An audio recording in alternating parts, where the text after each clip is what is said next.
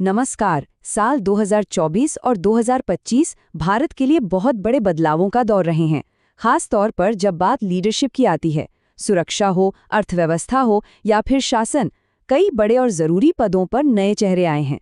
तो चलिए आज मिलकर जानते हैं इन्हीं पावर प्लेयर्स को और समझते हैं कि ये बदलाव भारत के भविष्य को आखिर कैसे एक नई दिशा दे सकते हैं। तो सवाल यही उठता है कि आखिर कौन है ये नए चेहरे जिनके हाथों में अब भारत के भविष्य की कमान सौंपी गई है। आइए इस विश्लेषण में एक एक करके इन सभी महत्वपूर्ण लीडर्स से मिलते हैं। हम अपना ये सफर शुरू करेंगे देश की सुरक्षा की पहली दीवार से। फिर वहां से हम सीधे चलेंगे अर्थव्यवस्था की नब्ज टटोलने। उसके बाद देखेंगे कि शासन और न्याय के स्तंभों में क्या बदला है और देश का राजनीतिक नक्शा कैसे बदला है। और आखिर में हम ये भी जानेंगे कि दुनिया के मंच पर अब भारत की दमदार आवाज कौन बन रहा है। तो चलिए सबसे पहले बात करते हैं उस क्षेत्र की जो किसी भी देश की बुनियाद होता है, राष्ट्रीय सुरक्षा। आज की बदलती दुनिया में यहाँ का नेतृत्व पहले से कहीं ज्यादा मायने रखता है। 2024 के बीच में एक बहुत बड़ा बदलाव हुआ। भारत की तीनों सेनाओं को यानी आर्मी, नेवी और एयरफोर्स तीनों को एक साथ नया नेतृत्व मिला। जनरल उपेंद्र द्विवेदी ने थल सेना की कमान संभाली, एडमिरल दिनेश के त्रिपाठी नौसेना के नए प्रमुख बने और air chief marshal Amarpreet Singh ने वायुसेना का नेतृत्व अपने हाथों में ले लिया।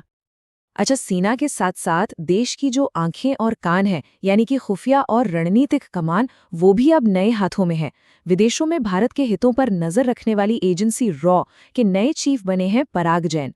वहीं राष्ट्रीय सुरक्षा से जुड़े बड़े फैसलों में सलाह देने वाली नेशनल सिक्योरिटी काउंसिल में अनीश दयाल सिंह को डिप्टी एनएसए बनाया गया है।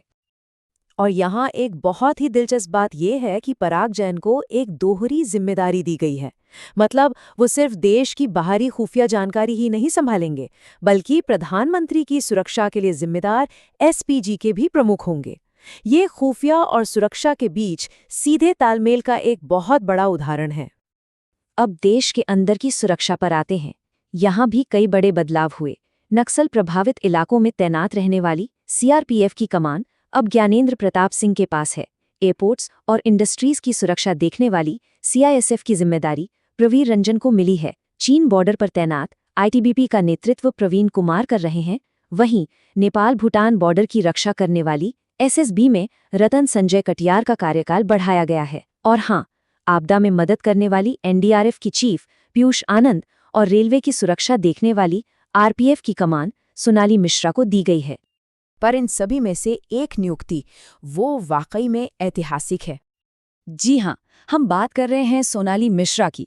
वो रेलवे सुरक्षा बल यानी आरपीएफ की कमान संभालने वाली पहली महिला डायरेक्टर जनरल बनी हैं। ये सिर्फ आरपीएफ के लिए ही नहीं, बल्कि भारत के पूरे सुरक्षा तंत्र के इतिहास में एक बहुत बड़ा और ऐतिहासिक पल है। तो देखिए, एक मजबूत देश के लिए जितनी जरूरी सुरक्षा है, उतनी ही जरूरी है उसकी आर्थिक सेहत। तो चलिए अब देखते हैं कि भारत के आर्थिक भविष्य की बागडोर अब किन नए हाथों में है। देश के पूरे फाइनेंशियल सिस्टम को चलाने वाले जो 4 सबसे बड़े पिलर हैं ना, उन सब में नया लीडरशिप आया है। देश की मॉनेटरी पॉलिसी तय करने वाले आरबीआई के नए गवर्नर हैं संजय मल्होत्रा। शेयर बाजार पर नजर रखने वाली सेबी की कमान अब तुहीन कांता पांडे के पास है। इंश्योरेंस सेक्टर को रेगुलेट करने वाली आईआरडीएआई के प्रमुख अजय सेठ बने हैं और पेंशन फंड्स की देखरेख करने वाले पीएफआरडीए के चेयरमैन एस रमन्ना नियुक्त हुए हैं। फाइनेंस मिनिस्ट्री के अंदर भी टॉप लेवल पर बदलाव हुए हैं। अजय सेठ को वित्त सचिव बनाया गया है, जो मंत्रालय के सबसे सीनियर ब्यूरोक्रेट होते हैं।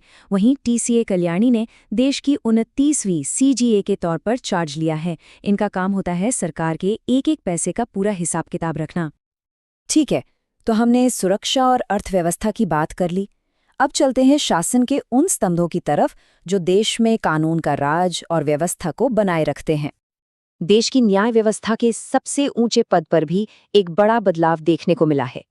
जस्टिस सूर्यकांत ने नवंबर 2025 में भारत के 53वें चीफ जस्टिस के तौर पर पदभार संभाला। ये देश का सबसे बड़ा न्यायिक पद है। अब शासन की जो पूरी मशीनरी है, उसको चलाने वाली कुछ और जरूरी संस्थाओं में भी नए चेहरे आए हैं। सिविल सर्वेंट्स की भर्ती करने वाले यूपीएससी के चेयरमैन अब अजय कुमार हैं। देश में चुनाव कराने की जिम्मेदारी अब chief election commissioner Gyanesh Kumar पर है। सरकार के खर्चों का ऑडिट करने वाली संस्था CAG के प्रमुख के संजय मूर्ति बने हैं। इनके अलावा अंजू राठी राणा, कानून सचिव, और जस्टिस विक्रम नाथ गरीबों को कानूनी मदद देने वाली संस्था नालसा के एग्जीक्यूटिव चेयरमैन बने हैं। चलिए अब प्रशासन की गलियों से निकलकर सीधे चलते हैं राजनीति के मैदान में और देखते हैं कि देश का पॉलिटिकल मैप कैसे बदल रहा है। पिछले कुछ वक्त में हुए चुनावों ने देश के 4 बहुत ही अहम हिस्सों में नए मुख्यमंत्री दिए हैं। ओडिशा में एक बड़े फेरबदल के बाद मोहन चरण मांझी ने कमान संभाली। वहीं जम्मू और कश्मीर में हुए चुनावों के बाद उमर अब्दुल्ला मुख्यमंत्री बने। दिल्ली में रेखा गुप्ता और छत्तीसगढ़ में विष्णु देव साय ने अपने अपने राज्यों का नेतृत्व संभाला है। लेकिन इनमें जो ओडिशा का नतीजा है वो खास तौर पर बहुत बड़ा और ऐतिहासिक है। मोहन चरण मांझी के रूप में राज्य को पहली बार भारतीय जनता पार्टी का कोई मुख्यमंत्री मिला है, जो कि वहां एक बहुत बड़े पॉलिटिकल शिफ्ट का संकेत है। राष्ट्रीय स्तर पर भी एक बहुत ही महत्वपूर्ण पद पर नया चेहरा आया है। CP राधाकृष्णन ने सितंबर 2025 में भारत के 15वें उपराष्ट्रपति के तौर पर शपथ ली। वो राज्यसभा के सभापति के तौर पर भी काम करेंगे। और आखिर में चलिए अब उन चेहरों पर नजर डालते हैं जो पूरी दुनिया में भारत की विदेश नीति और अंतर्राष्ट्रीय संबंधों को एक नई शक्ल दे रहे हैं। फॉरेन पॉलिसी के मोर्चे पर भी 2 सबसे बड़े और पावरफुल पदों पर नए चेहरे हैं। विक्रम मिस्री देश के नए विदेश सचिव हैं, जो भारत की डिप्लोमेसी को लीड करते हैं। वहीं यूनाइटेड नेशंस जैसे ग्लोबल प्लेटफॉर्म पर भारत का पक्ष रखने की जिम्मेदारी अब पर्वतनेनी हरीश की है।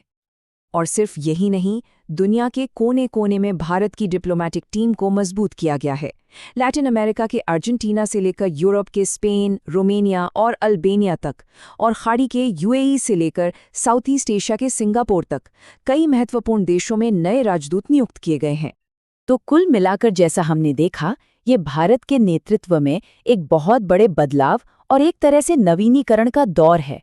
हर क्षेत्र में नए नेता हैं और उनके साथ एक नई सोच भी है।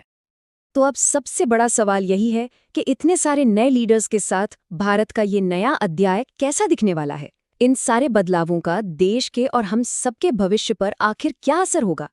खैर, इसका जवाब तो सिर्फ आने वाला वक्त ही देगा।